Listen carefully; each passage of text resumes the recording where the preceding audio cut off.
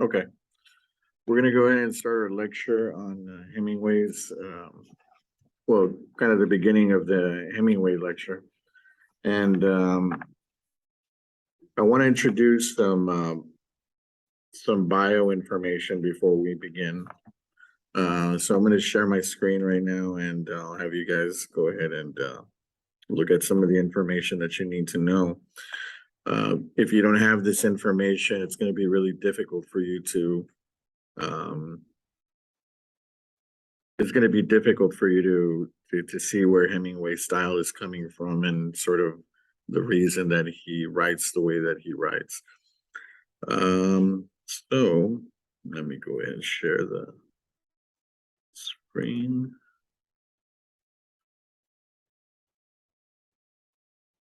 Okay. So I have a couple of students here right now taking the class, and we're gonna go over probably Indian camp as a class today, and they're gonna help me out with this video. So right now, what we should be looking at is the bio information. And generally, before you're gonna watch this video, you're also gonna watch a bio video that's listed on YouTube. So make sure that you watch that before we kind of get into this. A lot of that information is listed here in the bio, so again, you can do either or. A lot of this information can be found online as well. So Hemingway was born Oak Park, Illinois, June 21st. I think that's the right year, 1899. His father was a doctor. His mother was a retired opera singer. After high school, he worked as a journalist for the Kansas City Star. And stylistically speaking, him working as a journalist, it really did kind of inspire his writing. So that became a major influence in his style of writing. If you read Hemingway's work, a lot of it is very simple, clear, short sentences. So again, that influence was very, very strong in his writing. The assassination of the Archduke Franz Ferdinand in Austria sparked World War One between 1914 and 1918. He was rejected by the army for having defected vision in the United States, so he ended up going to the Italian army during World War One and became an ambulance driver there.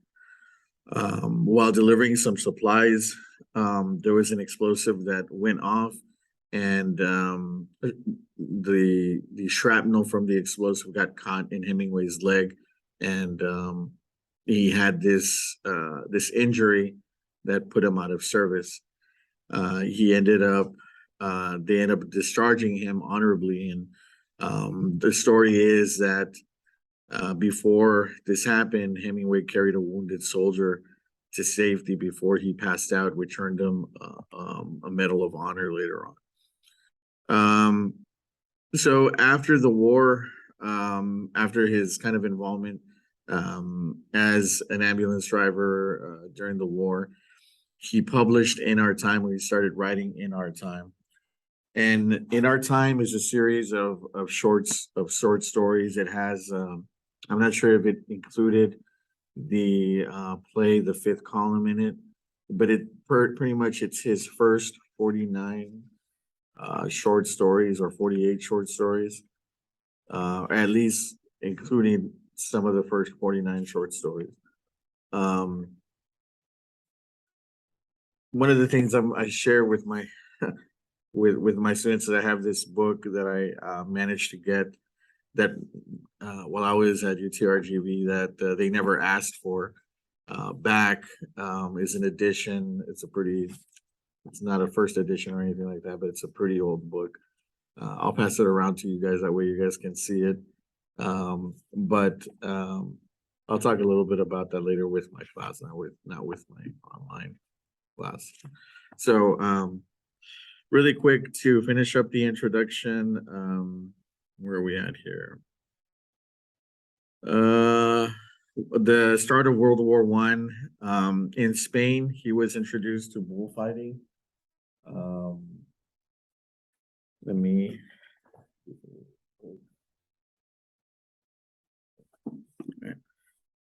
And during that time that he was in Spain, he wrote "The Sun Also Rises," which is another famous novel from Hemingway. Um, that became again something that also influenced him. While he was writing A Farewell to Arms, his father committed suicide. And if you also kind of know the history with Hemingway's family, he has a long history with suicide in his family. Um, his dad had suffered from mental illness, or like it actually goes kind of, in his family. In 1928, I think his father hurt his leg and he was diabetic. Um, he thought that he was developing gangrene and later had it amputated. This becomes a storyline for one of his stories, short stories called "The Snows of Kilimanjaro." We're not actually going to be reading that here, but again, that's sort of a biographical account that's kind of included or kind of influenced by his writing. Again, there was a long history of suicide in Hemingway's family. His son Patrick was born, and his mom had a cesarean. That's gonna be biographically important with one of the stories that with the story that we're gonna be reading today. So we'll come back to that in a bit. Just remember that part. Catherine, you remember that part? The cesarean. Just remember cesarean. Okay. Leo. All right. So Hemingway was married 4 times. In 1953, he won the Pulitzer Prize for The Old Man and the Sea. A year later, he won the Nobel Prize for Literature in 1954. During his life, he battled alcoholism, depression, anxiety, and mental illness. He died from suicide on July the 2nd in 1961 in Ketchum, Idaho. All right, so this is also some stuff that you need to know with Hemingway's work. Hemingway alludes to the Bible and mythology. So make sure that you have this stuff. For Hemingway, chivalry is dead with World War One. All right. What does chivalry mean? What is chivalry? Did you say the art of fighting? Okay.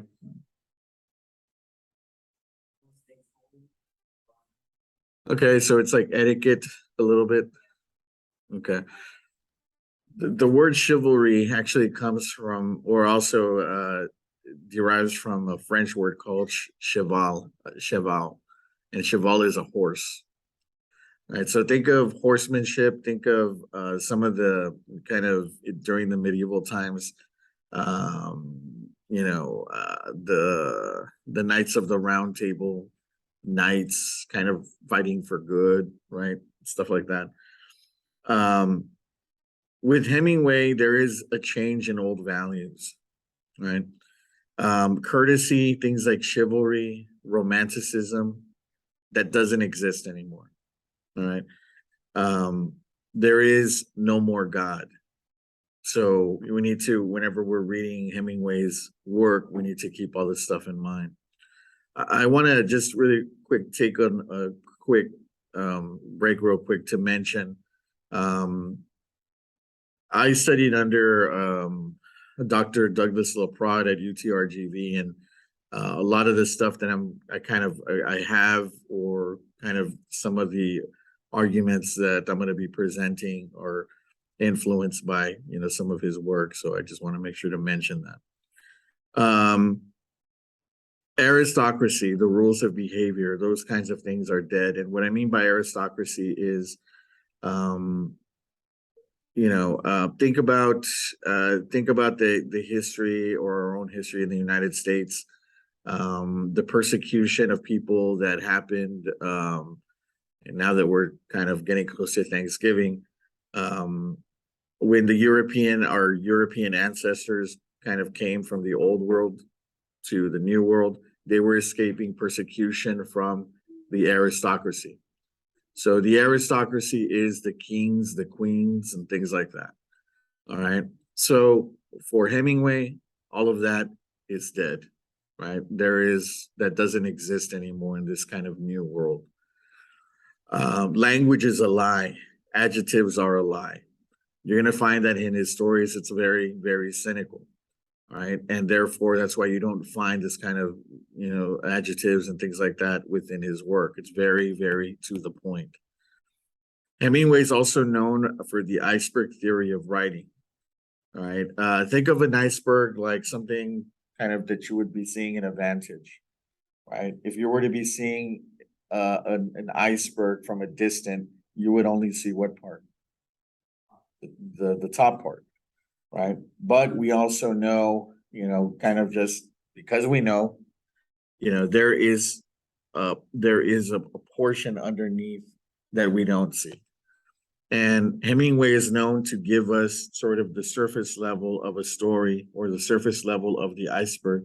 And it's up to us to uncover what's beneath that. All right. And that's why it's called the iceberg theory of writing. Hemingway was part of a group of writers that was known as the Lost Generation, which included Gertrude Stein, American writers that were prominent during World War One. Establishing their reputations during the 20s.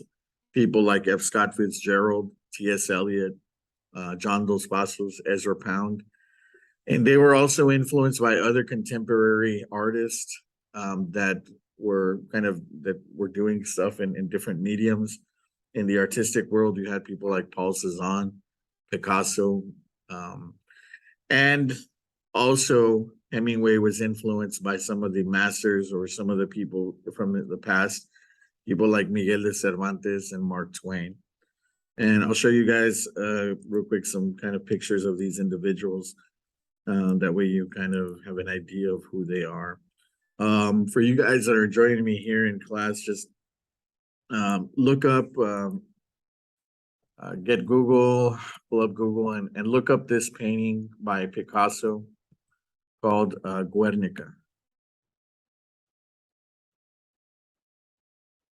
And then go to images and you're going to see this might be like an image that you're kind of familiar with. And right now, for my students that are looking at this online, you have a kind of an image that I'm showing on my screen of Picasso's Guernica. Yeah. Again, this particular painting by Picasso, Picasso is known for his abstract work. Right? Picasso didn't just come up with abstract paintings. Picasso developed this style later on in his life. Can you guys see the painting, Guernica? Guernica.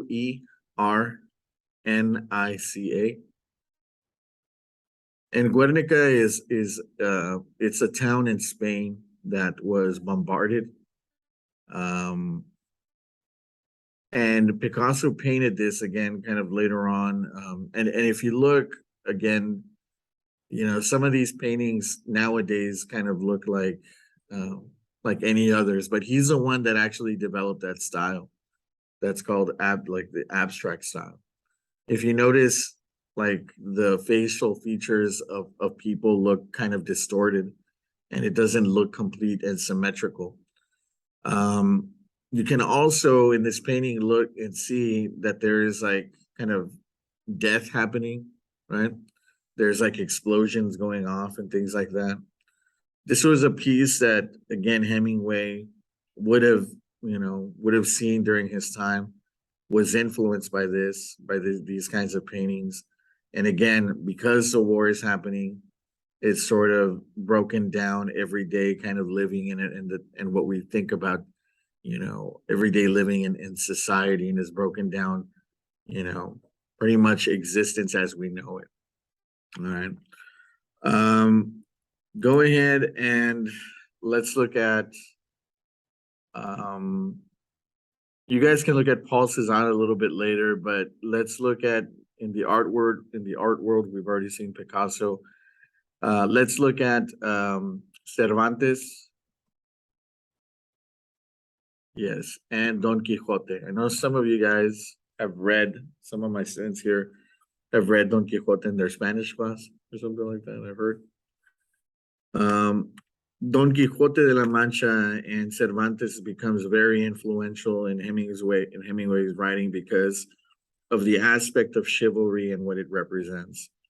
And in Cervantes's work, Don Quixote is, if you've ever read Don Quixote, is this old man. It's a parody on this sort of chivalry, this idea of honor and chivalry that no longer is in existence in the society that he lives in. Don Quixote is this old man that hits his head or that becomes injured, and he thinks, later on that he's like a knight. So he starts sort of getting up this kind of making up this kind of gear to make himself look like a knight. And he has this really like old kind of horse that he has, and in his mind, this horse is like a steed, this like fast, really fast horse and called Rocinante. And again, a lot of his sort of mental being is sort of distorted because again, he's sort of again either kind of it says something about also like health and mental health, but it also is sort of saying is commentary or parody, making fun of sort of this idea that we still live in a civilized society, right? It sort of forces us to ask ourselves, like, what happened to those values that we used to have, right? That battling or wanting to do right by others and things like that. The what? Yeah.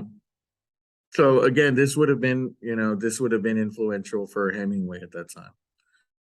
The last one I want to make sure that I call attention to is Mark Twain and the Adventures of Huckleberry Finn. Twain was very much influential in the sense of how Hemingway adopted language in his writing, in his style. Before the Adventures of Huckleberry Finn, um, the way that people actually talked, the dialect of people wasn't represented in writing. So Twain was one of the first people to actually show this in his writing and in his literature. All right, so that's how it was important. Um, Subsequent kind of writers, and we read Chopin before. Do you remember how their dialect was? It was like very much this kind of Creole, Louisiana. So again, Chopin was one of these writers later on that sort of adopted the same thing. But if you ever read Huck Finn, The Adventures of Huckleberry Finn, you'll see how Twain kind of writes dialect and the way the South was before. All right. So again, those are some of the influences that Hemingway had, and some of the influences that you can kind of compare to in his writing. There's going to be a prompt that's going to be asking you, for Hemingway's influences, and you need to know these influences, and that's why I'm kind of showing them to you right now. All right. Um, I think that's it as far as the bio is concerned. All right, we're gonna start with Indian Camp and reading it, and we'll read it as a class. So I'm gonna have a couple of my students here sort of help me out with this.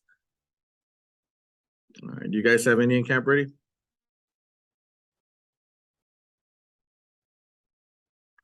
It's under the supplemental reading.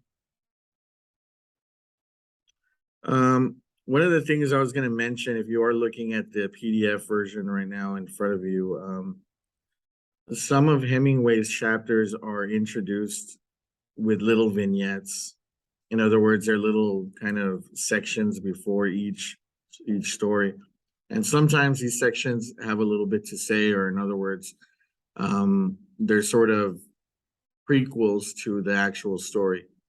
Um, for this one, it's not necessarily relevant, but it will be uh, for the short story titled "The End of Something." So let's go ahead and start Indian Camp.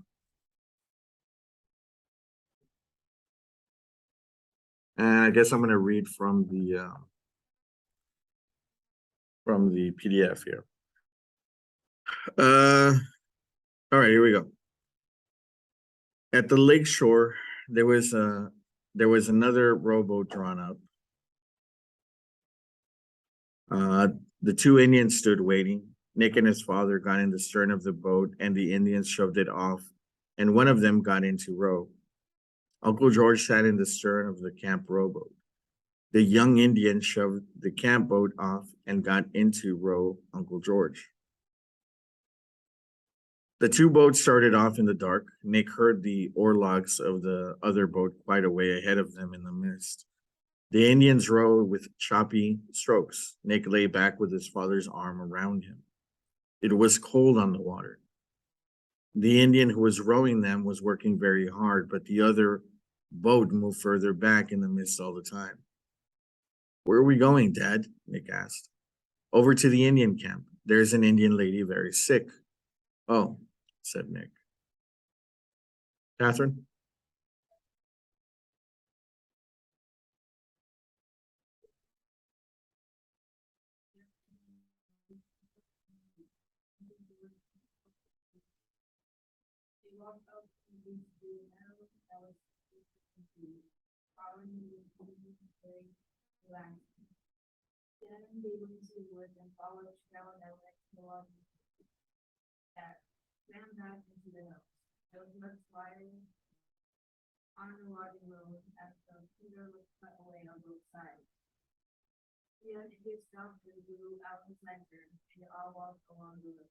Leo?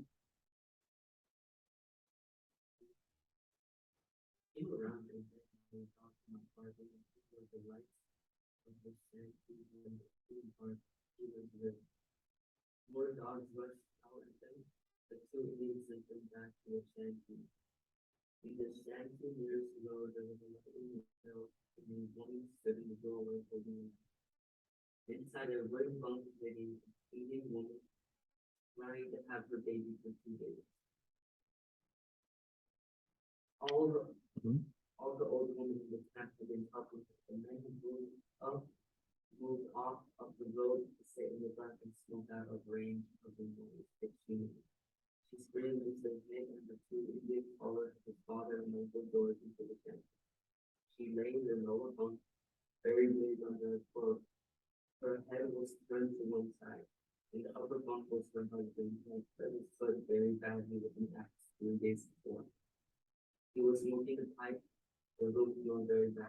Okay, so we're introduced to kind of the plot of the story. And this is going to be important when you're looking at the five elements of fiction, right? The plot is, well, what's the exposition? What's going on? And what's going on is that a woman is giving birth, and they're going to go there to try to help them. And we're introduced to Nick, we're introduced to his dad, who's a doctor, and George, and a couple of Indian people. The Indian men that are there, sort of kind of minor characters. Um, so um, so now we're gonna go into, okay, so what is a shanty? I guess that's what the thing I was gonna ask you guys. What's a shanty? They said that they went into a shanty where the lady is giving birth, or had been giving birth for 2 days. All the women had been helping her. A shanty would be something like I don't know if it's like necessarily like a tent kind of style, but this is just like their little, I don't know if it's like a hut type. But again, this is where the woman is giving birth, and apparently Her husband is right next to her in the bunk because he had cut his foot really badly with an axe 3 days before, and he's smoking a pipe. All right. Um, Nick's father ordered some water to be put on the stove, and while it was heating, he spoke to Nick. This lady's going to have a baby, Nick, he said. I know, said Nick. You don't know, said his father. Listen to me. What she's going through is called being in labor. The baby wants to be born and she wants it to be born. All her muscles are trying to get the baby born. That is what's happening when she screams. I see, Nick said. Just then the woman cried out, Oh, daddy, can't you give her something to make her stop screaming? Asked Nick. So, you know, here we're presented with Nick and his father, and there's some dialogue going on. And again, this is a doctor. Nick is sort of the doctor's son. So the way that Nick's dad is sort of talking to him is like kind of like being like a helper, sort of, right? And he's telling Nick sort of like he would tell like a patient or something like that. This is what's going on. And Nick is like, I know. But then he sort of corrects him. He's like, no, look, let me tell you, you don't know. This is what's going on. Right. So it's kind of interesting to sort of point that out as far as characters are concerned, kind of seeing Nick as sort of, again, this sort of, his kid that's sort of learning something, kind of, experiencing something that is going to be, I don't know, sort of, maybe a little kind of adult for his age, maybe. And while you're reading this, I want you to think about sort of the age that Nick is. How do you think he is? Like 12, kind of young? Okay. Quite young. Um, so then Nick says, give her something to make her stop screaming. But his dad is like, I don't have any anesthetic, his father said. And he continues, but her screams are not important. I don't hear them because they're not important. The husband in the upper bunk rolled over against the wall. The woman in the kitchen motioned to the doctor that the water was hot. Nick's father went into the kitchen and poured out half of the water out of the big kettle into a basin. Into the water left into the kettle, he put several things he unwrapped from a handkerchief. Those must boil, he said, and began to scrub his hands in the basin of hot water with a cake of soap he had brought from the camp. Nick watched his father's hands scrubbing each other with the soap. While his father washed his hands very carefully and thoroughly, he talked. You see, Nick, babies aren't supposed to be born head first, but sometimes they're not. When they're not, they make a lot of trouble for everybody. Maybe I'll have to operate on this lady. We'll know in a little while. When he was satisfied with his hands, he went in and went to work. Pull back that quilt, will you, George? He said. I'd rather not. I'd rather not touch it. Later, when he started to operate, Uncle George and the 3 Indian men held the woman still. She bit Uncle George on the arm, and Uncle George said, Damn squaw bitch. And the young Indian who had rowed Uncle George over laughed at him. Nick held the basin for his father. It all took a long time. His father picked the baby up and slapped it to make it breathe and handed it to the old woman.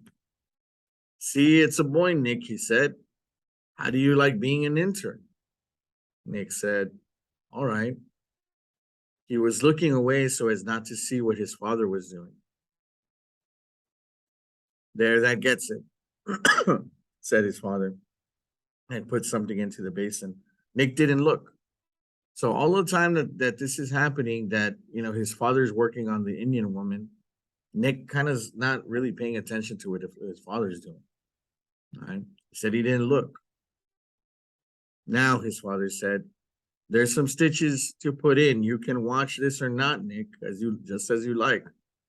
I'm going to sew up the incision I made. Nick did not watch. His curiosity had been gone for a long time. His father finished and stood up. Uncle George and the 3 Indian men stood up. Nick put the basin out in the kitchen. So, excuse me. So they get done operating on this woman, and the reason I asked you guys to remember what cesarean was early. A C-section, a cesarean section, is when a woman is having problems giving birth and they're not able to give birth the natural way. So what they do is that they make a cut on in the woman's stomach to take the baby out. Right. So that's what this doctor said. And if you remember earlier on, also had to go through a cesarean section before, right? And it was talked about in the biography. So there is a biographical kind of similarity there, right? So here we go now. His dad is like, you can watch this or not, Nick. Again, he's like kind of his little helper there. He didn't watch. Again, his curiosity had been gone for a long time. Uncle George looked at his arm, right? Now, again, right before this, the Indian woman had bit his arm. And here we have a repetition of Uncle George looking at his arm again. This is going to be really important when you're reading Hemingway. Hemingway, when he's repeating stuff, he's doing it in order to tell us something. All right. So we need to look for those kinds of things when you're reading this. All right. So Uncle George looks at his arm. The young woman, the young Indian, smiled reminiscently. So who bit Uncle George earlier? The lady that's in giving birth, right? And then Uncle George looks at his arm, and then the young Indian smiled reminiscently. What does reminiscent mean?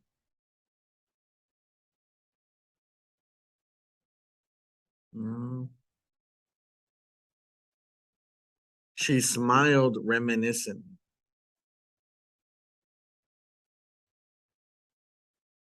Mm. Reminiscent means like you're remembering something, right? So she smiled like if she's remembering something. Okay. Um. All right. The young Indian smiled reminiscently. I'll put some peroxide on that, George, the doctor said. He bent over the Indian woman. She was quiet now and her eyes were closed. She looked very pale. She did not know what had become of the baby or anything. I'll be back in the morning, the doctor said, standing up. The nurse should be here from St. Agnes by noon, and she'll bring everything we need. He was feeling exalted and talkative as football players are in a dressing room after the game. That's one for the medical journal, George, he said.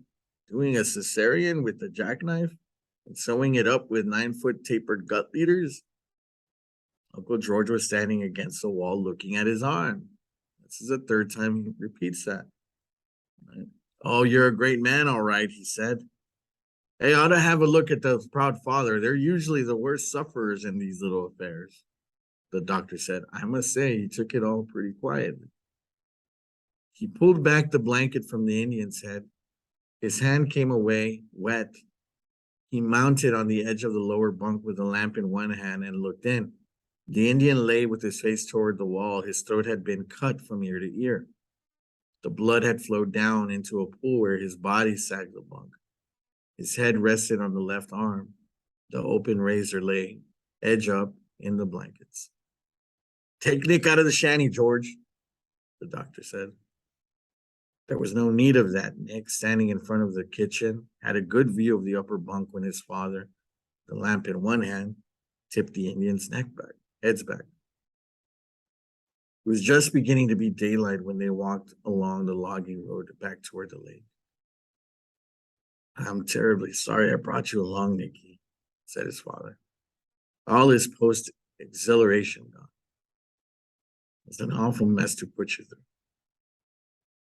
Do ladies always have a hard time having babies? Nick asked. No, that was very, very exceptional. Why did he kill himself, Daddy? I don't know, Nick. He couldn't stand things, I guess. Do many men kill themselves, Daddy? Not very many, Nick. Do many women? Hardly ever.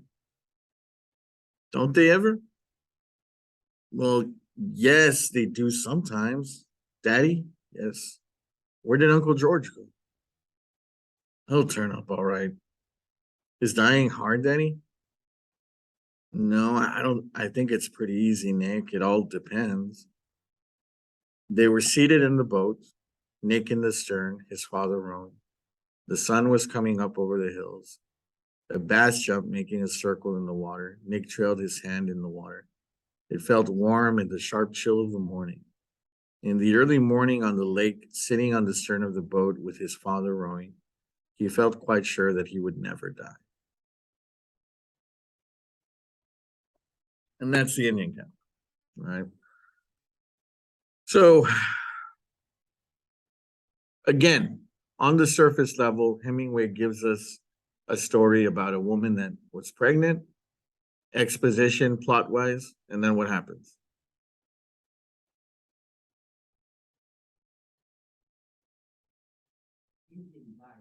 Yeah.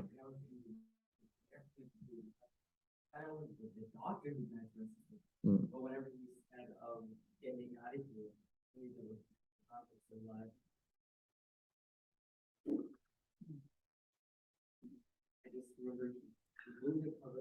So who died? Right. So the husband, right? The husband committed suicide. Yeah. He was on the bed and he had a razor that he had with him and yeah. So at the very end they take Nick out, she has a baby and they go back. They would go back home. So that's on the surface, that's what happened. But why did the guy commit suicide? Why did he kill himself? I mean, that's where like at the very end, Nick is starting to ask these questions, right? Like about death. He's like, why does this happen? And if you notice, like earlier in the short story, Nick's dad is sort of like, you know, kind of like brought him along to show him, to show him like, all right, son, I'm gonna show you what your old man does. But then when that happens, it sort of phases him a little bit. He's like, oh crap, like he realized this was gonna happen. And later on, his son is asking him all these really tough questions. And if you think that Nick's 12 years old or even younger than that, can you imagine them asking you these questions? Right. It's like, I don't know if you have nephews or nieces and stuff like that, and they've asked you questions about death or questions about sex, and you're like, oh crap, like I don't know. I have to be very careful in what I tell you, right? But this is sort of again the kind of thing happening at the very end of this story. But we're still left with the question, right? Why does the dude commit suicide? Right. Well, Hemingway kind of answers this, but again, you have to read the subtleness in his writing in order to understand. So let's go to a few places. The first place that I need to kind of direct you to, I don't know what if it's on this in the second one or the second or third page. First of all, we need to come back to where the Indian woman bites Uncle George in the arm, right? Later, when he started to operate Uncle George and the three men, they were holding her still. She bit Uncle George on the arm, and Uncle George said, "Damn squab bitch," right? Later on, Uncle George looks at his arm, and the young woman smiled reminiscently.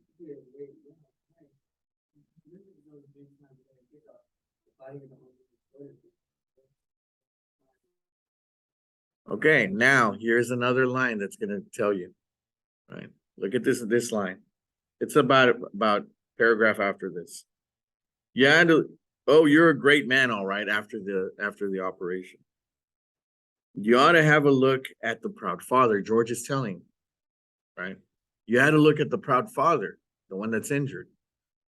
They're usually the worst sufferers in these little affairs. The doctor said, I must say he took it all pretty quietly. What's important about that line? There's a word there. What about it? Not with the doctor. Why George?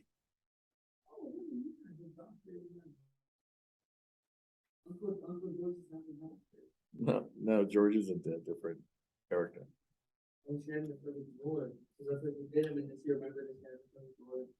She smiled, reminiscent, remembering, right?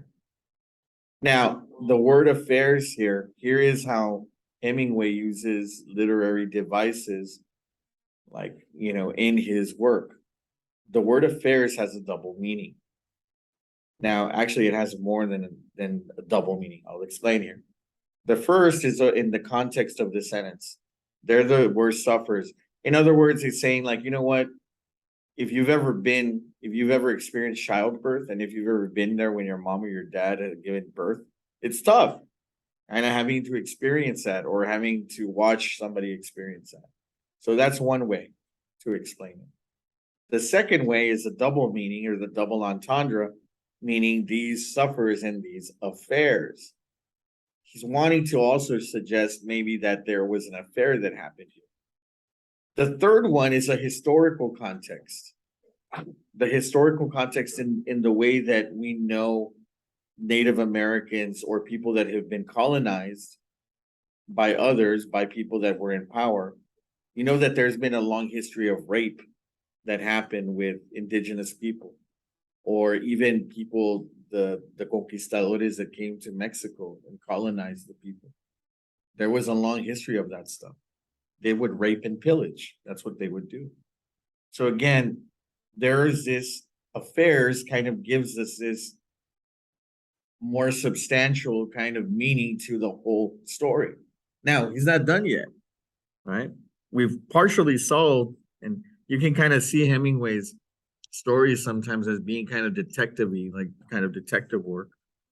But here we are. He sort of does it even way before. Look at the very first page. Before they come into the shore. Across the bay, they found the doctor, the other boat bench, I'm sorry. Uncle George was smoking a cigar in the dark. The young Indian pulled the boat way up to the beach. Uncle George gave both of the Indians cigars. Right. What do you guys know about this tradition of cigars? Do you guys know anything about that? Well, this is the idea, the understanding that whenever you have a child or whatever, you give cigars to your compadres, to your friends, whatever, to celebrate the birth. And that's what George does at the very beginning. Right? Yeah. Well, not only that, but also who might know that it's his child? The guy and the rest of the Indians there. Right? Now, is that more of a reason for that guy to commit suicide? There you go. Now, Hemingway doesn't tell us this, but this is again the underneath.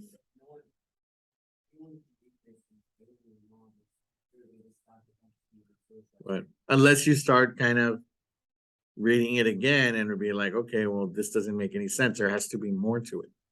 Right. And you're kind of forced to do that when you're reading Hemingway's work, because a lot of that appears without us knowing. Now, Hemingway's not done yet. Look at the very last part. The very last paragraph. This paragraph does not look like anything else before the story. They were seated in the boat, Nick in the stern, his father rowing. The sun was coming up over the hills. Now, I want you to think of the image here real quick. The sun was coming up over the hills. A bass jumped. What's a bass? A fish. A bass jumped, making a circle in the water. Nick trailed his hand in the water. It felt warm in the sharp chill of the morning. In the early morning on the lake, sitting on the stern of the boat with his father rowing, he felt quite sure that he would never die. So they're leaving, and then we have these really cool images appear. Well, tell me about that one. The sun was coming up over the hills. Think of literary kind of, think of your tropes that we were talking about earlier, these figurative language, right? What would that represent? The sun was coming up over the hills.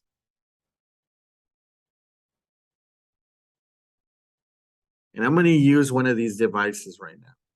This is a metaphor, a literary device. Well,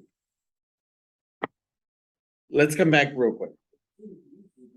Well, no. Well, hold on real quick. Throughout the story, I'm going to come back to the 5 elements of fiction. Right? We already know about characters a little bit. We haven't talked really about setting. We haven't talked about point of view that much. Let's talk about um, theme. Throughout the story, we have the main character, who probably is Nick, the protagonist. Nick experiences what in the span of however long this story took place? He experiences life and death, right? In the span of whatever this short story takes place in. Well, that's, you have to kind of make an analysis and interpretation for that. But he does experience life and death, right? Because he saw the guy commit suicide and he saw the woman give birth, right? So at the very end, Hemingway presents us with this imagery at the end, right? The sun was coming up over the hills. A bass jumps, making a circle in the water. What does he mean by circle? Have you guys ever thrown a pebble in a water? What is it? It's a ripple. Why would he say circle?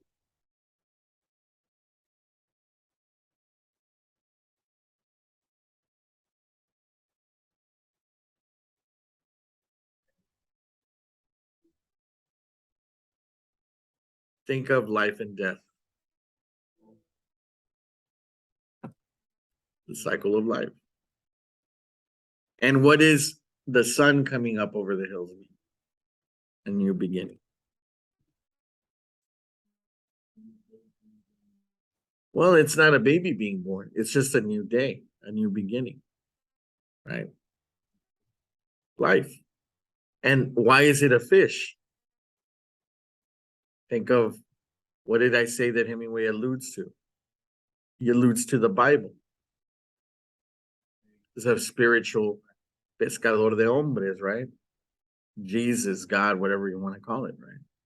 So there's something spiritual also that Hemingway is sort of reconstructing in this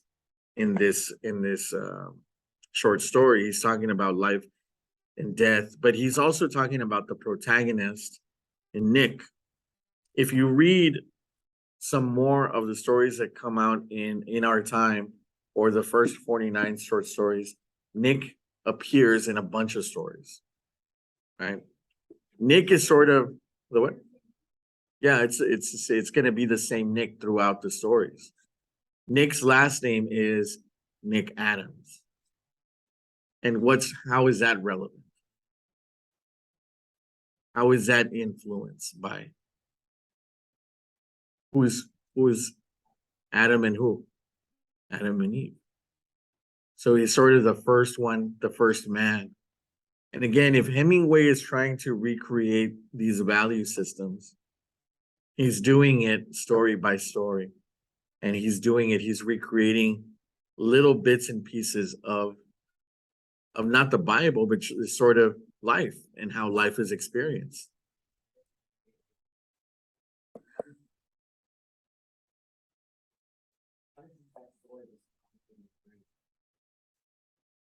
So Let's see here.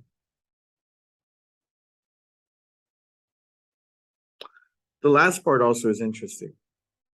And it's something that I mean I've been thinking about here in a little bit. And I've read this story like a bunch of times. And in the early morning on the boat, in the stern of the boat, his father rowing, he felt quite sure that he would never die. Right? At the beginning, there is something that sort of looks like that line, but at the stern of the boat is George rowing, and Nick and his father has his hand over Nick. And at the end, he doesn't. So it's sort of Nick is becoming a man now, right? Because he's experienced this stuff. So have you guys ever heard the term coming of age? Right? You have to experience some things in order to become mature. As a character, you become dynamic by changing. And then we can say that in this story, Nick is changed a little bit by this experience. So he becomes a dynamic character. He's not static, right? Or he's not flat, because that would say that his character doesn't change throughout the whole story. If you I mean, you can make that interpretation, but you'd have to give me like places or areas you think that is happening where he doesn't change. And I could probably point out some of them. I could make the case for both of them. And that's the Indian camp. All right. For my online students here, real quick, I'm going to go ahead and end the video at this time. I'll see you guys on the next one.